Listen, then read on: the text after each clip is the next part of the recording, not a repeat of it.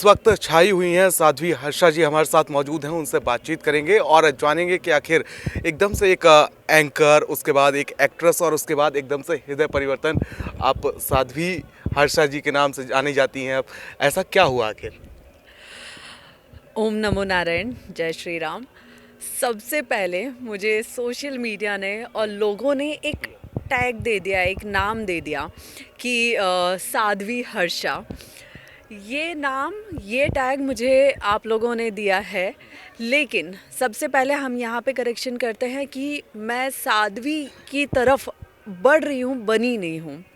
ठीक है, मैंने अपने परम प्रकृति में अगर देखा जाए तो नागा बाबा के लिए, नागा साधु के लिए या सन्यास के लिए एक दीक्षा लेनी पड़ती है, जिसकी अपनी एक रिचुअल्स होते हैं, कुछ चीज़ें उसमें करनी पड़ती हैं, कुछ चीज़ें फॉलो करनी पड़ती हैं, बहुत से पूजा पाठ होते हैं, बहुत से संस्कार होते हैं।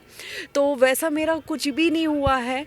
हाँ, लोगों ने मेरी वेशभूषा को देखते हुए मुझे एक वो नामकरण कर दिया है मेरा कि साध्वी हर्षा।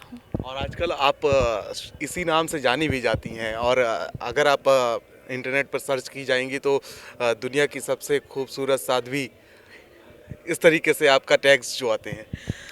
मैंने भी देखा, मैंने भी ये सब सोशल मीडिया पे देख रही हूँ मैं 2 दिन से।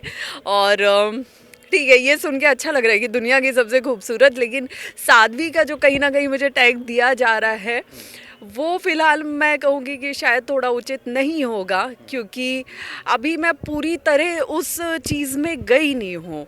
अभी गुरुदेव ने उस चीज़ की मुझे परमिशन भी नहीं दी है, तो जब तक उनकी आज्ञा नहीं होगी तब तक मैं उस तरफ नहीं बढ़ सकती हूँ। लेकिन हाँ, जैसा कि आपका सवाल था कि एक लाइमलाइट को छोड़ के, एक ग्लैमर की ज़िंदगी को छोड़ के मैं इस तरफ कैसे आई हूँ, तो ये देखिए, कुछ चीज़ें ना हमारी किस्मत में लिखी होती है। हमारे कुछ पुराने कर्मों का फल भी होता है, पुराने जन्मों का फल भी होता है जो हमें इस जन्म में मिलता है। और कब हमारी ज़िंदगी में क्या लिखा होता है, हमें किस तरफ टर्न होता है, होना होता है, ये सब ऊपर से समय निर्धारित होता है। और मैं एक बहुत अच्छी लाइफ से बिलोंग करती हूँ, जहाँ पे मैंने अपनी लाइफ में देश विदेश में मैंने शोज़ किए हैं, परफॉर्म किया है, मैंने एक्टिंग की है, मैंने एंकरिंग की है। लेकिन पिछले 1.5 से 2 साल से मैंने थोड़ा सा उस ज़िंदगी से विराम लिया हुआ है, और मैंने अपनी साधना में गुरुदेव को, जो उनकी शरण में मैं रह रही हूँ, मैं बहुत अच्छी साधना कर रही हूँ, मैं बहुत कुछ सीख रही हूँ। तो मैं इस ज़िंदगी को अब मुझे लगता है ज़्यादा इंजॉय कर रही हूँ।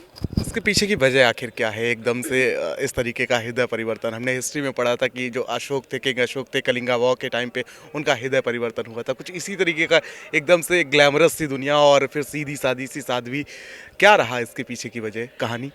देखिए, जो हमारी ज़िंदगी होती है नॉर्मल, आम तौर पे जो मनुष्य जीता है, वो कहीं ना कहीं जब आप अपने प्रोफेशन में होते हो, आप अपना काम कर रहे होते हो, आप किसी भी जॉब में होते हो, और ख़ास तौर पे जब आप ग्लैमर इंडस्ट्री से बिलोंग करते हो, तो एक बहुत फेक लाइफ हम फॉलो करते हैं। हम एक बहुत शो ऑफ वाली ज़िंदगी फॉलो करते हैं, जिसमें हम खुद के लिए कम, दूसरों को दिखाने के लिए ज़्यादा जी रहे होते हैं कि किसको क्या अच्छा लगेगा और किसको क्या बुरा लगेगा। लेकिन ये वो ज़िंदगी है जिसमें हम किसी को कुछ नहीं दिखा रहे हैं, हम सिर्फ परमपिता परमेश्वर से जुड़े हुए हैं। हम जो भी दिखा रहे हैं, जो भी कर रहे हैं, हम वो सिर्फ उनके लिए कर रहे हैं। तो आई थिंक ये ज़्यादा मैटर करता है। एंड इसमें ये ना, ये हृदय परिवर्तन जो होता है ना, ये अपने आप होता है, ये आपको अपने आप खींच लेता है अपनी तरफ। आप देखेंगे कि 100 लोगों की अगर भीड़ है ना, तो 100 में से 100 भक्ति की राह पे कभी नहीं जाएंगे, है ना। आजकल तो जैसे महाकुंभ की हम बात करें, तो इस महाकुंभ में भी अगर हज़ारों लाखों करोड़ों लोग आ रहे हैं, तो वो सब के सब सिर्फ भक्ति के भाव से नहीं आ रहे हैं। बहुत से लोग सिर्फ अपने सोशल मीडिया के लिए, पिक्चर्स वीडियोस के लिए आ रहे हैं, अपने पेज को आगे बढ़ाने के लिए आ रहे हैं। तो ये डिपेंड करता है पर्सन टू पर्सन पे कि कितने लोग उस कल्चर को, उस संस्कृति को, उस सनातन धर्म को अडेप्ट करके उसमें उतरना चाहते हैं, उस गंगा में बहना चाहते हैं। और सोशल मीडिया का आपने जिक्र किया तो मेरा एक सवाल है कि अभी 2-3 दिनों से जब से आप ट्रेंडिंग में हैं तब से कुछ फॉलोअर्स बढ़े? देखिए, मेरे बहुत फॉलोअर्स बढ़े, बहुत बढ़े। 500 के आसपास है, मैंने चेक किया। अभी नहीं, अभी आई थिंक मेरे 700 पार हैं। जी, जब मैं यहाँ पे आई थी तब मेरे 550 थे।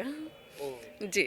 तो 200 फॉलोअर्स का फायदा, 200 के फॉलोअर्स का फायदा होगा। हाँ, तो लेकिन ना ये जब मैं केदारनाथ गई थी, मुझे याद है कि उस टाइम पे भी मेरे वीडियोस उठा के मीडिया ने काफ़ी वायरल किए थे, काफ़ी ज़्यादा किए थे और एमपी के बहुत से लोगों के किए थे केदारनाथ के। तो उस टाइम पे भी बहुत सारी चीज़ें हुई थी और वही चीज़ जबकि उस टाइम पे मैंने भगवा रंग पहना हुआ था, तब भी मुझे पूरे मस्तिष्क पे तिलक लगाना बहुत अच्छा लगता है, चंदन। तो मैंने पूरा वैसे ही किया हुआ था। तब उन्होंने मुझे साध्वी नहीं बोला, उन्होंने मुझे साध्वी अब बोला है।